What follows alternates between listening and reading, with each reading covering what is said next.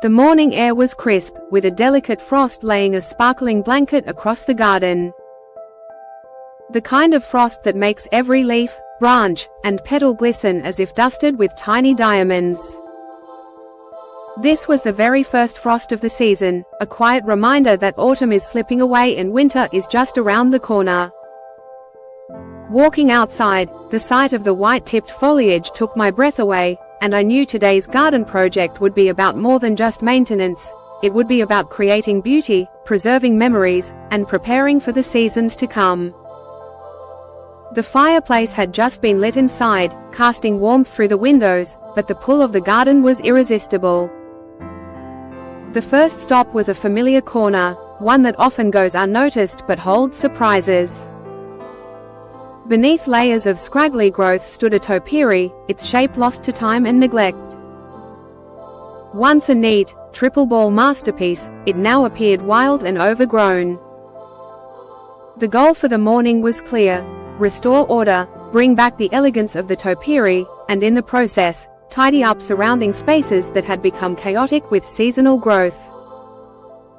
But as any gardener knows, these projects are never just about the plants. They are about connection, care, and the quiet satisfaction of seeing a space transform. The white wands Veronica nearby had grown exuberantly throughout the season, a riot of flowers that attracted pollinators but also demanded attention. Its unpruned branches reached in all directions, a visual reminder of the balance between beauty and order. There was still life and color clinging to the stems, a last hurrah for the pollinators and a soft farewell to the season. Surrounding containers, including the Delta Silver River and other annuals like Cuphea and Supertunias, showed signs of frost and wear. Some were still resilient, their colors vibrant, while others bore the subtle marks of time. Clearing these spaces was more than removing plants. It was making room for new beginnings, for bulbs to nestle into soil and prepare for next spring's bloom. With tools freshly sharpened and cleaned, the work began. Each snip of the shears, each careful placement of hands in the soil, was a step toward renewal. A new Nepeta variety, Catwalk Queen, awaited planting. Though its leaves appeared rough from a season spent in the high tunnel, its promise of large flowers and extended bloom time was unmistakable. Planting it was an act of faith in the cycle of growth, the understanding that with care and patience, today's efforts would yield a vibrant spectacle next year. The air was alive with the familiar, nostalgic sense of the garden, the aroma of damp earth and herbs bringing back memories of childhood gardens, of seasons past and lessons learned. Trimming the topiary required both precision and patience. The lower layers had grown thin and scraggly, struggling for air and light, while the top flourished. It was a lesson in perspective. Sometimes the growth that reaches highest needs the most freedom, while what lies beneath requires gentle encouragement. The white wands Veronica was next, its tall stems cut back to open a pathway and reveal the structure hidden behind. Pollinators still visited the remaining blooms, and even as branches were pruned, the beauty of the garden persisted. It became clear that each plant had a story, some thriving, others struggling, but all contributing to the living tapestry that is a garden in late autumn. A stop by the lemon balm offered a moment of pause. Its scent, sweet and evocative, transported me to the past, childhood days spent surrounded by gardens, the sun on my face, the sound of leaves rustling in the breeze.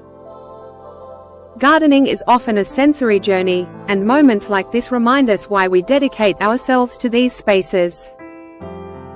Each plant, each bloom, carries memories and potential.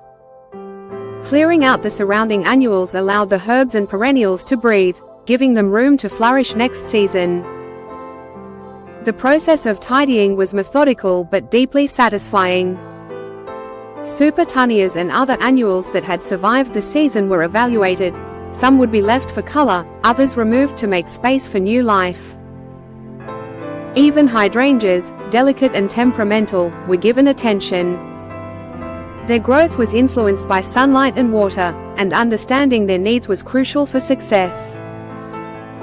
Observing which plants thrived and which struggled informed every decision, a blend of intuition, experience, and respect for the natural cycles at play. Each corner of the garden held surprises and challenges.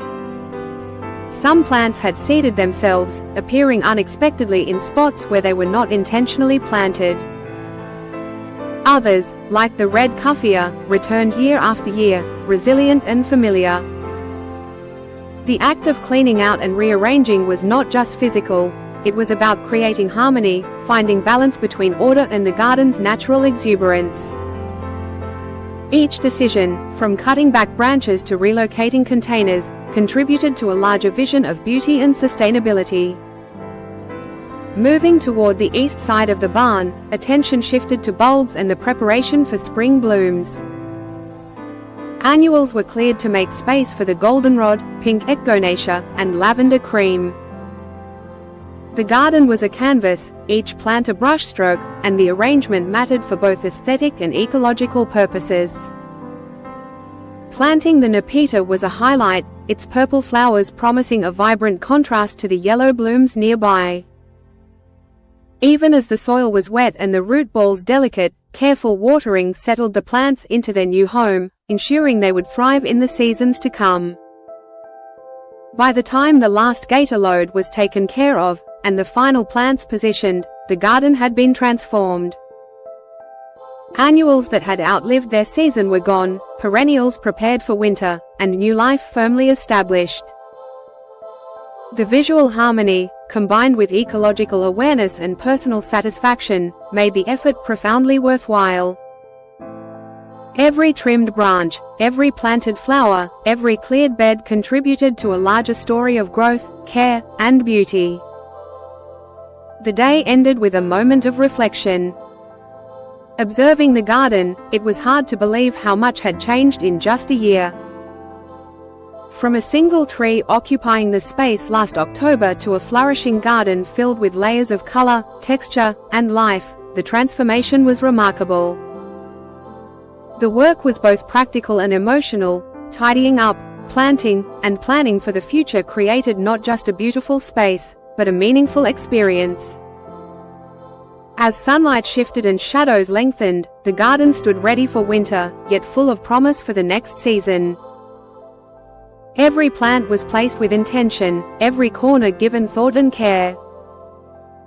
The Nepeta would bloom, the hydrangeas would thrive, and the roses would climb, creating layers of beauty and life that would be enjoyed for months to come. The first frost, once a symbol of endings, now felt like a beginning, a pause in the garden's ongoing story, a reminder that beauty and care persist through every season. And as I stepped back to admire the completed work, there was a sense of quiet accomplishment. Not everything was perfect, gardening never is, but the transformation was undeniable. Beds were prepared, plants nurtured, and the space arranged to balance formality with natural exuberance. The air smelled of earth and herbs, the colors vibrant against the fading autumn light, and the feeling of a day spent in meaningful work was deeply satisfying. The garden was ready, and so was I, looking forward to watching it grow, thrive, and bloom once again.